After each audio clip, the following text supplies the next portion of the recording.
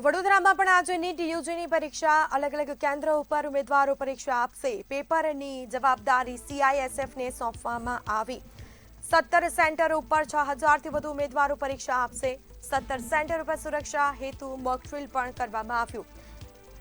મંતવ્ય ન્યૂઝે મહારાજા સયાજીરાવ યુનિવર્સિટીની લીધી મુલાકાત.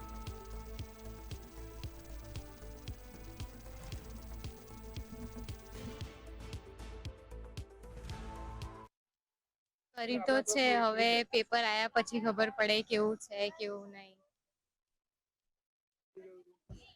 ફૂટી ગયું તું, લાગ્યું બી તું કે પછી વચ્ચેનું રહી જવાય ના આમનું પેરેન્ટ્સની એક્સપેક્ટેશન્સ બી બધી હોય બહુ. હવે દેખીએ આ વખતે કેવું થાય છે, લીક ના થાય તો બહુ સારું છે. તૈયારી તો બહુ બધી છે, લેકિન ડર છે કે પેપર કેવું આવશે, કેવી રીતે થશે બધું. એ ટાઈમે પેપર બહુ સારું ગયું હતું, એકદમ એમ પેપર આપીને એકદમ લાગતું હતું કે આ વખતે થઈ જશે, એકદમ ફ્રેશ થઈ ગયા હતા. અને પાછું રિમિટમાં આવ્યું, બહુ ખરાબ લાગે છે. હજુ બી એવું કે એ સારું ગયું હતું, પણ પાછું પેપર ટફ આવે કેવું આવે. पाछू लीकनी भी डर है कि लीक वीक थाय ना थाय। नीट की तैयारी बहुत मतलब पहले भी अच्छे से करी थी और अभी भी अच्छे से ही करी है। 1 महीना मिला फिर भी की है और इस बार थोड़ा डर है कि लीक ना हो जाए, क्योंकि पहले हो चुका है, फर्स्ट अटेम्प्ट था और पता नहीं था कि लीक हो जाएगा। તો આપણી સાથે સંવાદદાતા નિલેશ બ્રહ્મભટ્ટ લાઈવ જોડાઈ ચૂક્યા છે વડોદરાથી. જો નિલેશ, આજે નીટ યુજીની પરીક્ષાનું આયોજન કરવામાં આવ્યું છે, કયા પ્રકારની વ્યવસ્થાઓ કરવામાં આવી છે, વિદ્યાર્થીઓ માટે શું વિગતો? જી, આજે નીટ યુજીની પરીક્ષા યોજાઈ રહી છે. ગુજરાતમાં 211 કેન્દ્રો ઉપર 79,411 ઉમેદવારો પરીક્ષા આપવા જઈ રહ્યા છે. અને વડોદરાની વાત કરીએ તો વડોદરામાં 17 સેન્ટરો ઉપર 6048 ઉમેદવારો પરીક્ષા આપશે. મંતવ્ય ન્યૂઝ વડોદરા મહારાજા સયાજીરાવ યુનિવર્સિટીના કોમર્સ સેન્ટર પર પહોંચી છે. આપ જોઈ શકો છો, અહીંયા ચુસ્ત પોલીસ બંદોબસ્ત છે.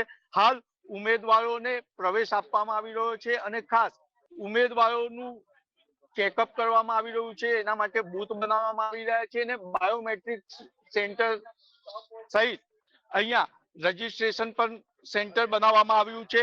આપણી સાથે સેન્ટરના મહારાજા સયાજીરાવ યુનિવર્સિટીના ડીન છે, આપણે એમની સાથે સીધી વાત કરીશું. શું કહેશો પ્રજ્ઞેશભાઈ, હાલ પ્રવેશ આપવામાં આવી રહ્યો છે, ખાસ શું વ્યવસ્થા કરવામાં આવી છે? નીટની પરીક્ષા વડોદરામાં 17 સેન્ટર પર થઈ રહી છે. એમાંનું એક છે faculty of commerce main building. અહીંયા વિદ્યાર્થીઓને કોઈ પણ પ્રકારની માનસિક કે શારીરિક તકલીફ ન પડે પરીક્ષા આપવામાં, એને કોઈ ટેન્શન પણ ના થાય, પરીક્ષા આપવામાં બધી સુવિધાઓ મળી રહે એનું ખાસ અમે ધ્યાન રાખી રહ્યા છીએ. ઠંડા પાણીની અંદર વ્યવસ્થા છે. એને અંદર જતા પહેલા પોતાની સાથે ફક્ત એક ટ્રાન્સપરન્ટ બોટલ અને બાયોમેટ્રિક કરીને અંદર જવાનું છે, કશું સાથે રાખવાનું નથી. તો વિદ્યાર્થીઓને અંદર કઈ તકલીફ પડે તો અર્જન્ટમાં જરૂર પડે તો ડોક્ટરની પણ વ્યવસ્થા છે, એમ્બ્યુલન્સની પણ સુવિધા કરેલી છે, ઠંડા પાણીની વ્યવસ્થા છે. અને બાળકો અંદર પરીક્ષા આપશે ત્યારે આપણે ત્યાં એક ટ્રેન છે કે માતા પિતા પણ સાથે આવે છે, તો બહાર બેસવાના છે સાંજે 5 વાગ્યા સુધી, તો એમને પણ તકલીફ ના પડે એટલે ઠંડા વાતાવરણમાં બેસવાની બગીચામાં વ્યવસ્થા કરી છે અને સાથે સાથે ટોયલેટ બ્લોક અને ઠંડા પાણીની વ્યવસ્થા એ લોકો માટે પણ કરેલી છે. પ્રજ્ઞેશભાઈ, ખાસ આ એનટીએ વખતે એક ખાસ માર્ગદર્શિકા બહાર પાડી છે કે જે લોકો મંગલસૂત્ર પહેરીને આવ્યા હોય કે ગળામાં ધાર્મિક દોરો હોય કે પાઘડી પહેરીને આવ્યા હોય, એના માટે પણ પ્રવેશ આપવાની માર્ગદર્શિકા બહાર છે. આ માર્ગદર્શિકા અને જે સિક્યોરિટીના જે પણ એમને નક્કી કરેલા છે માપદંડ, એ એમના જ લોકો, એનટીએના જ લોકો અહીંયા ડ્યુટી પર છે, એ લોકો ધ્યાન રાખી રહ્યા છે. એમાં મારે કઈ કહેવાનું કે કરવાનું રહેતું નથી. એટલે હાલ પ્રવેશ આપવામાં આવી રહ્યો છે અને આપ જોઈ શકો છો કે અત્યારે વિદ્યાર્થીની પરીક્ષા આપવા જઈ રહી છે ત્યારે ખાસ ચિંતા વગર પરીક્ષા આપી શકે તે માટે પોલીસ તેમજ એનટીએના કર્મચારીઓ વ્યવસ્થા ગોઠવી છે. મહત્વની બાબત એ છે કે આપ સ્ક્રીન પર જોઈ રહ્યા છો એમ અહીંયા વિદ્યાર્થીઓની સાથે વાલીઓ પણ મોટી સંખ્યામાં પહોંચ્યા છે. આપણે વિદ્યાર્થીની સાથે વાત કરવાનો પ્રયત્ન કરીશું. બેટા, શું કહેશો, પરીક્ષા આપવા આવ્યા છો, કેવું ફીલ થઈ રહ્યું છે? હવે જોઈએ કેવું પેપર આવે, ઈઝી કે હાર્ડ. લાસ્ટ ટાઈમ તો ઈઝી હતું, પણ હવે ફરીથી આપવું પડશે. કેટલી તૈયારી કરી છે? કરી તો છે, હવે જોઈએ. ગઈ વખતે પેપર લીક થયું હતું, એના લીધે કેવો આઘાત લાગ્યો હતો? એવું જ હતું કે પાછું આપવું પડશે. પેપર સારું હતું તો બી લાઈક વાર લીક થઈ જાય છે તો પ્રોબ્લેમ તો થાય. વારંવાર પેપર લીક ના થાય એના માટે સરકારે શું કાળજી રાખવી જોઈએ? એમને સિક્યોરિટી વધારવી જોઈએ, એવું બધું કરવું જોઈએ કે આવું ના થાય. અમારી આટલી ચેકિંગ કરે તો પેપર લીક કરવા વાળાની કરવી જોઈએ ને. આપણી સાથે વિદ્યાર્થીનીના વાલી પણ છે. શું કહો છો? દીકરી પરીક્ષા આપવા આવી છે, ગઈ વખતે પેપર લીક થયું હતું. આ લોકો કઠિન પરિશ્રમ કરે છે એટલા માટે આ લોકોને ગવર્મેન્ટને કઈ કરવું જોઈએ ને કે આ લોકોનું ફરીથી ના એવી પરિસ્થિતિ થાય.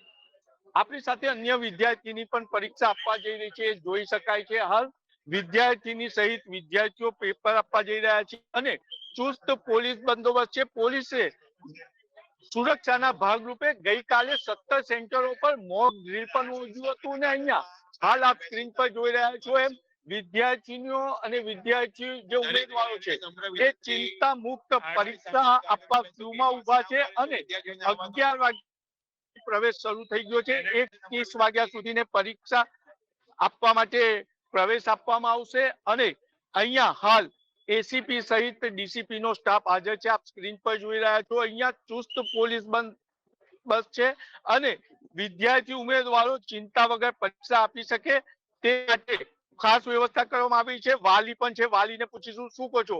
પરીક્ષા આપવા ગયા છે, તમારી ડોટર ગઈ છે, કેવું લાગે છે આ વખતે?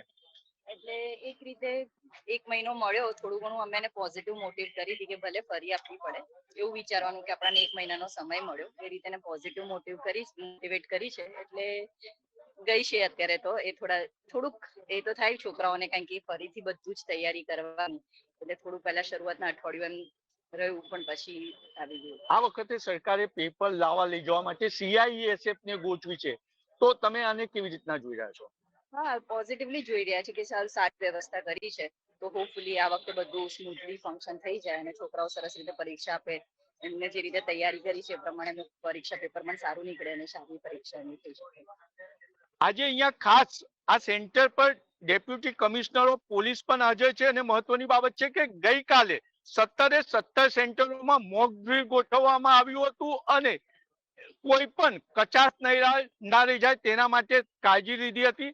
આપણે ડીસીપી સાથે સીધી વાત કરીશું. શું કહેશો? ગઈકાલે સુરક્ષાના ભાગરૂપે 17 સેન્ટરો પર મોક ડ્રીલ પણ યોજાયું હતું અને અત્યારે પણ ચુસ્ત બંદોબસ્ત છે. આપ જોઈ શકો છો એ પ્રમાણે ગઈકાલે એક રિહર્સલ કમ મોક ડ્રીલ નું આયોજન કરવામાં આવ્યું હતું. આજરોજ નેટની એક્ઝામ જે છે એ સમગ્ર દેશમાં આયોજિત છે અને ભાગરૂપે વડોદરા શહેરમાં પણ કુલ 17 કેન્દ્રો ઉપર અંદાજિત 6000 સ્ટુડન્ટ જે છે એ એપિયર થવાના છે. જે પ્રકારે નેશનલ ટેસ્ટિંગ એજન્સીઝ જે છે એની ગાઈડલાઇન્સ એ પ્રમાણે પોલીસ ડિપ્લોયમેન્ટ દરેક સેન્ટર ઉપર મૂકી દેવામાં આવ્યું છે. અત્યારે આપ જોઈ શકો છો એ પ્રમાણે 11 વાગ્યાથી સ્ટુડન્ટ જે છે એમને એન્ટ્રી આપવાનું ચાલુ છે. લગભગ 1:30 વાગ્યા સુધી એન્ટ્રી આપવામાં આવશે એ પ્રકારની ગાઈડલાઈન છે. 2 વાગ્યાથી એક્ઝામ શરૂ થાય છે અને 5:30 એક્ઝામ પૂર્ણ થાય છે. જે સ્પેસિફિકલી ડિસેબલ સ્ટુડન્ટ છે એમના માટે 30 મિનિટ આ એક્ઝામમાં વધારે આપવામાં આવે છે. તો સાંજે 6 વાગ્યાની અરાઉન્ડ જે છે એ સમગ્ર એક્ઝામની પ્રક્રિયા સંપન્ન થશે. વડોદરા શહેરમાં જે વિદ્યાર્થીઓ એક્ઝામ આવ્યા છે એમને વાલીઓ શુભકામનાઓ. સાહેબ, મહત્વની બાબત એ છે કે જે વિદ્યાર્થીની ભૂલમાં સેન્ટર પર આવી ગયો એને પોતાના સેન્ટર પર જવા માટે પણ આપણે વ્યવસ્થા ગોઠવી છે, એ શું છે? ચોક્કસ સ્ટુડન્ટ પોતાનું આઈ કાર્ડ બતાવશે અને જો ભૂલથી કોઈ કેન્દ્ર ઉપર આવી ગયો છે ને લોકલ પોલીસનો સંપર્ક કરે એમના માટે અમે અવેલેબલ છીએ અને ચોક્કસ બીજા સેન્ટર ઉપર ત્વરિત પહોંચાડવા માટેની કાયદેસરની કાર્યવાહી કરવાની છે.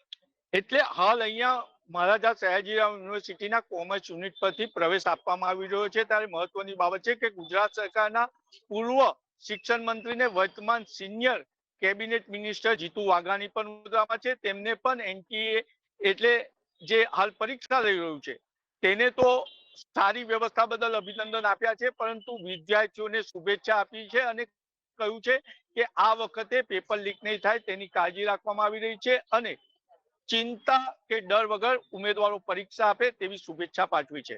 જી બિલકુલ, જાણકારી આપવા બદલ આપનો આભાર.